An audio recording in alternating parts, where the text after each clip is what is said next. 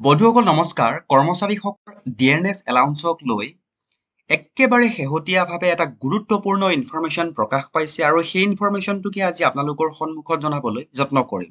বন্ধুসকল এইখিনিতে এটা সৰু অনুৰোধ কৰিবলৈ বিচাৰো, যদি আপোনালোকে প্ৰথমবাৰৰ কাৰণে আমাৰ চেনেলৰ ভিডিঅ'সমূহ চাই আছে তেনেহলে অনুগ্ৰহ কৰি এটা কথা মন কৰিব যে কৰ্মচাৰীসকলৰ জ্ঞাতাৰ্থে বহুতো গুৰুত্বপূৰ্ণ ইনফৰমেশ্যন, যিবোৰ ইনফৰমেশ্যন চাকৰি জীৱনৰ সৈতে জড়িত, সেই গুৰুত্বপূৰ্ণ ইনফৰমেশ্যনসমূহ আমাৰ চেনেলৰ মাজেৰে প্ৰকাশ কৰা হয় আৰু অনুগ্ৰহ কৰি চেনেলটো ছাবস্ক্ৰাইব কৰি হাতত ৰাখিব যাতে এনেকুৱা গুৰুত্বপূৰ্ণ খবৰসমূহ আপোনালোকে এটা লগতে পাবলৈ সক্ষম হয়। তে বন্ধুসকল এতিয়া আহোঁ মূল বিষয়টোলৈ, অৰ্থাৎ কৰ্মচাৰীসকলৰ ডিএনএছ এলাউন্সৰ ওপৰত যিটো গুৰুত্বপূৰ্ণ ইনফৰমেশ্যন একেবাৰে শেহতীয়াভাৱে প্ৰকাশ পাইছে সেইটো দেখুৱাবলৈ যত্ন কৰিছো। চাওক, ইতিমধ্যে মই আপোনালোকৰ সন্মুখত তেওঁলোকৰ যিটো বাতৰিৰ হেডলাইন, সেই হেডলাইনটো হাইলাইট কৰি ৰাখিছো। চাওক, দেখুৱাবলৈ যত্ন কৰিছো। 7th pay commission, central government employee likely to get 3% DA hike in September, check details.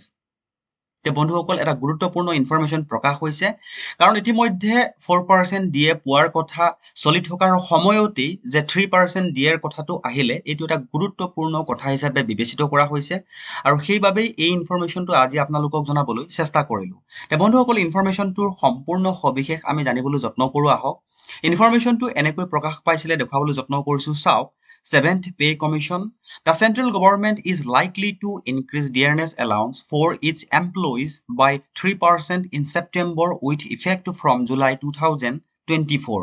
তে বন্ধুসকল অহা ছেপ্টেম্বৰৰ পৰা যি ডিয়াৰনেছ এলাউন্স দিয়াৰ কথা তেওঁলোকে কৈ আছে, বাতৰিটো এতিয়াই সম্পূৰ্ণ শেষ হোৱা নাই আৰু এটা গুৰুত্বপূৰ্ণ ইনফৰমেশ্যনো আছে জনাবলৈ পাহৰি গৈছিলো মই। হয়তো 4%ও হ'ব পাৰে। কিয় 4% হ'ব পাৰে তাৰ কাৰণ তেওঁলোকে উল্লেখ কৰিছে। এতিয়া এই প্ৰেক্ষাপটত এইটোৱে উল্লেখ কৰিছে যে অহা ছেপ্টেম্বৰ মাহত তেওঁলোকে যিটো দিয়াৰ কথা কৈছে ডিয়াৰনেছ এলাউন্স, সেইটো দিয়াৰ কথা উল্লেখ কৰিছে আৰু ইয়াৰ ইফেক্টটো জুলাই মাহৰ পৰা হ'ব, অৰ্থাৎ 2024 চনৰ জুলাই মাহৰ পৰা হ'ব বুলি উল্লেখ কৰিছে।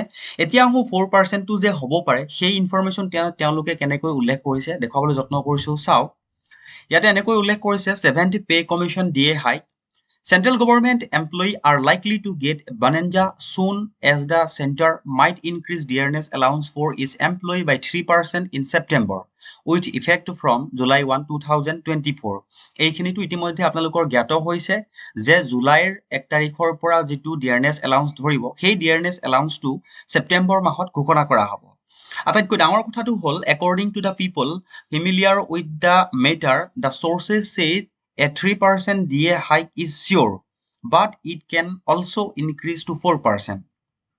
এতিয়ালৈকে 3%টো চিয়ৰ বুলি বাতৰিটোত উল্লেখ কৰিছে, কিন্তু 4%টো হ'ব পাৰে। ইয়াৰ কাৰণটো তেওঁলোকে এনেকৈ উল্লেখ কৰিছে। চাওক, a DA hike of 3 to 4% is likely to be announced by the central government in September. The 3% hike is confirmed, but it can be 4% also depending upon inflation condition, a source said. তে বন্ধুসকল ইতিমধ্যে গম পাইছে যে মুদ্ৰাস্ফীতিৰ ওপৰত fitment ফেক্টৰৰ যিটো হিচাপ, সেই হিচাপটো ছেপ্টেম্বৰ মাহত কেলকুলেশ্যন কৰোঁতে যিটো ওলাব সেইটোৱে তেওঁলোকে ডিয়াৰনেছ এলাউন্স হিচাপে ঘোষণা কৰিব। এতিয়ালৈকে 3 হৈ আছে, হয়তো সেইখিনি সময়লৈ ফিটমেণ্ট ফেক্টৰৰ হিচাপ মতে হয়তো 4% আউট হ'ব পাৰে। যদি 4% আউট হয় তেতিয়াহ'লে কৰ্মচাৰীসকলে 4% ডিয়াৰনেছ এলাউন্সটো পাবলৈ সক্ষম হ'ব। তে বন্ধুসকল গুৰুত্বপূৰ্ণ এটা ইনফৰমেশ্যন পোৱাৰ লগে লগেই আপোনালোকক শ্বেয়াৰ কৰিবলৈ যত্ন কৰিলোঁ আৰু যদি ভিডিঅ'টো ভাল লাগিছে অনুগ্ৰহ কৰি নিজৰ বন্ধু বান্ধৱৰ সৈতেও এবাৰ শ্বেয়াৰ কৰি দিবলৈ নাপাহৰিব।